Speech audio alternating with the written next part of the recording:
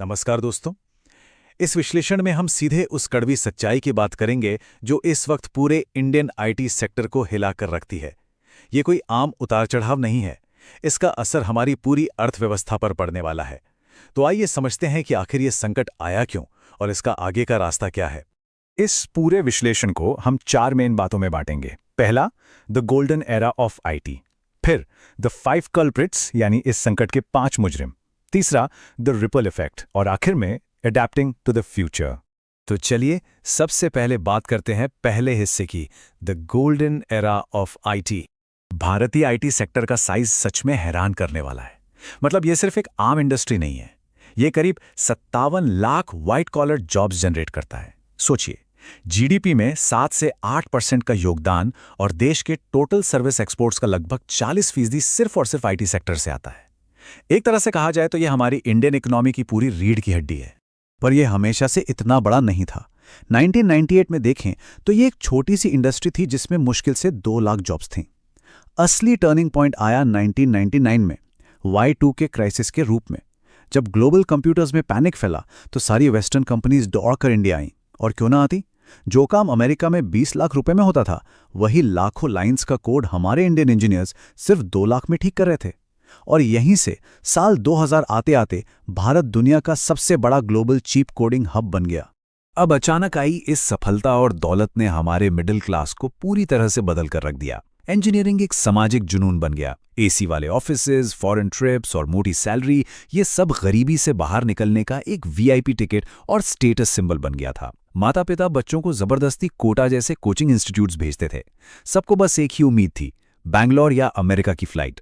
सफलता का दूसरा नाम ही इंजीनियरिंग हो गया था। लेकिन सुनहरे दिन हमेशा नहीं रहते। आइए अब बढ़ते हैं दूसरे हिस्से की तरफ, द 5 कल्प्रिट्स। जरा इस नंबर पे गौर कीजिए, 12,000। हाल ही में टीसीएस ने लगभग इतने मिड लेवल एम्प्लॉयज को निकाल दिया। और सच कहूं तो ये कोई छोटा मोटा आंकड़ा नहीं है। ये पूरी इंडस्ट्री में आने वाले एक बड़े तूफान की बस एक छोटी सी झलक है। अब समझिए कि ये हो क्यों रहा है। पहला मुजरिम है आर्टिफिशियल इंटेलिजेंस। हमारा आईटी सेक्टर पूरी तरह से बेसिक और रेपिटेटिव टास्क्स पर निर्भर था। और अब एआई वही बेसिक टास्क्स बहुत ही सस्ते और बेहतर तरीके से कर रहा है। जो बेसिक कोडिंग और टेस्टिंग पहले हाथों से होती थी, वो अब एआई चुटकियों में संभाल रहा है। दूसरा मुजरिम है ग्लोबल पॉलिटिक्स और दुनिया भर की बदलती अर्थव्यवस्था। हमारा करीब 60% आईटी रेवेन्यू यूएस से आता है और 30% यूरोप से। लेकिन अब यूएस में लोकल जॉब्स बचाने के लिए आउटसोर्सिंग पर टैक्स पेनल्टी की बातें चल रही हैं और यूरोप इस वक्त एक भयानक आर्थिक मंदी झेल रहा है। इसका सीधा असर ये हुआ है कि इंडियन आईटी सेक्टर का 90% रेवेन्यू पाइपलाइन अचानक से सिकुड़ रहा है। तीसरा और शायद सबसे बड़ा मुजरिम खुद हमारी आईटी कंपनीज हैं। इनका पूरा बिजनेस मॉडल सस्ते लेबर कॉन्ट्रैक्ट्स पर टिका रहा। इन्होंने लगभग 1 दशक तक फ्रेशर्स की सैलरी 3.25 लाख पर ही रोके रखी। अपने एम्प्लॉयज को अपस्किल करने या हाई स्किल इनोवेशन सिखाने से पूरी तरह इनकार कर दिया, बस अपना प्रॉफिट मार्जिन बचाने के चक्कर में। इन्फोसिस के को फाउंडर नंदन नीलेकनी जी का ये कोट बिल्कुल सटीक बैठता है। वो कहते हैं कि हमारा इंडियन आईटी सेक्टर सर्विस देने में इतना पागल हो गया कि खुद के प्रोडक्ट्स बनाना ही भूल गया। ये एकदम कड़वी सच्चाई है। बिलियंस ऑफ डॉलर्स कमाने के बाद भी इन कंपनीज ने रिसर्च पर मुश्किल से 1 या 1.5% खर्च किया। सस्ती सर्विस देने की इस अंधी दौड़ में इन्होंने क्लाउड, मोबाइल कंप्यूटिंग और एआई जैसी पूरी इनोवेशन वेव को ही मिस कर दिया। और आखिर में आते हैं चौथे और 5वें मुजरिम, हमारे इंजीनियरिंग कॉलेजेस और हमारा अपना समाज। आज भी हमारे कॉलेजेस 1998 का पुराना C++ और जावा का सिलेबस पढ़ा रहे हैं, वो भी ऐसी फैकल्टी से जिसे रियल वर्ल्ड कोडिंग का 0 प्रैक्टिकल एक्सपीरियंस है। और दूसरी तरफ समाज और पेरेंट्स 80 से 90% ऐसे बच्चों को जबरदस्ती आईटी में धकेल रहे हैं जिन्हें इस फील्ड में कोई इंटरेस्ट ही नहीं है। नतीजा क्या है? हमारे पास एवरेज स्किल्स वाले अनएंथुजियास्टिक इंजीनियर्स की एक पूरी फौज खड़ी हो गई है, जबकि मार्केट को आज कॉम्प्लेक्स प्रॉब्लम सॉल्वर्स की सख्त जरूरत है। तो इन सब का असर क्या होगा? आइए तीसरे हिस्से में देखते हैं, द रिपल इफेक्ट।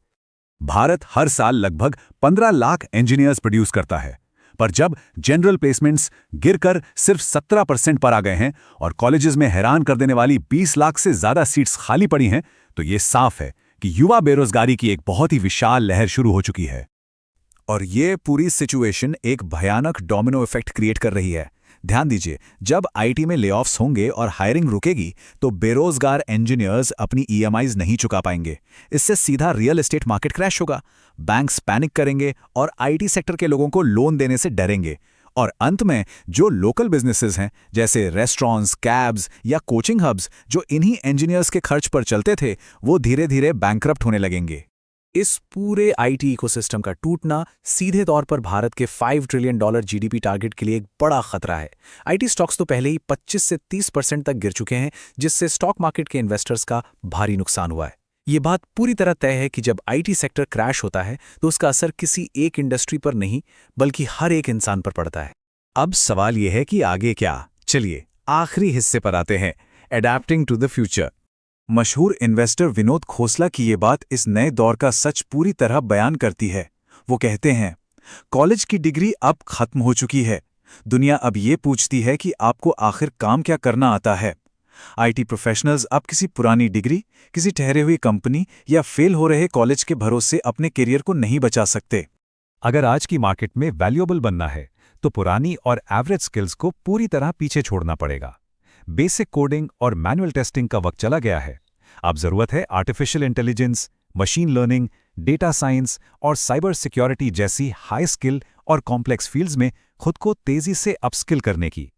पर फिक्र मत कीजिए, यहाँ एक बहुत बड़ी उम्मीद की किरण भी छुपी है। पुरानी जॉब्स भले ही खत्म हो रही हैं, पर हेल्थ टेक, एडटेक जैसी हर इंडस्ट्री का टेकिफिकेशन बहुत तेजी से हो रहा है। अगले 2 सालों में अकेले एआई में लगभग 12 लाख और साइबर सिक्योरिटी में 15 लाख हाई पेइंग जॉब्स आने की पूरी उम्मीद है। बस अपना माइंडसेट बदलना होगा। एआई को दुश्मन नहीं, अपना सबसे बड़ा पार्टनर बनाइए और नई चीजें सीखने की मेहनत शुरू कीजिए। तो इस पूरे विश्लेषण से क्या सामने आता है? भारतीय मिडिल क्लास और आने वाली पीढ़ी का भविष्य अब खुद उनके ही हाथों में है। सबसे बड़ा सवाल अब यही है, क्या हम एवरेज रहकर वक्त के साथ पुराने और ऑब्सोलीट हो जाएंगे, या फिर तेजी से नए स्किल सीखकर ग्लोबल हाईटेक इनोवेशन के नए लीडर बनेंगे? जवाब चाहे जो भी हो, फैसला आज ही करना होगा।